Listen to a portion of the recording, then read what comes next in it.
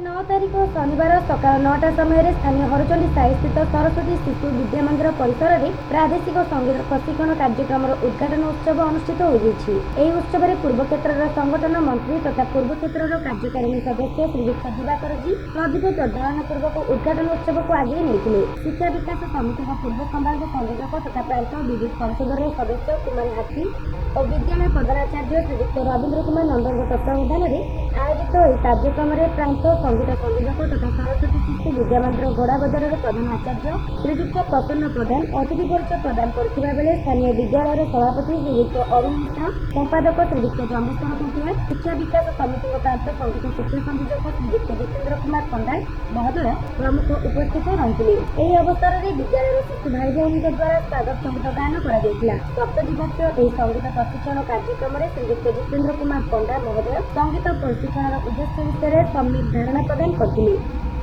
ମୁଖ୍ୟ ବକ୍ତା ଭାବରେ ଶ୍ରୀଯୁକ୍ତ ଦିବାକର ଜୀ ଭାରତୀୟ ସଙ୍ଗୀତର ଉପଦେୟତା କେତେ ଯେ ମହାନ ଓ ବିସ୍ତୃତ ସେ ବିଷୟରେ ସବିଶେଷ ଆଲୋକପାତ କରିଥିଲେ। ସଙ୍ଗୀତର ପ୍ରଭାବରେ ସୃଷ୍ଟିର ପରିବର୍ତ୍ତନ ଓ ସଙ୍ଗୀତ ମାଧ୍ୟମରେ ଈଶ୍ୱରଙ୍କ ସାନ୍ନିଧ୍ୟ ଲାଭ ସହଜରେ କରାଯାଇପାରିବ ବୋଲି ସେ ଉପସ୍ଥାପନ କରିଥିଲେ।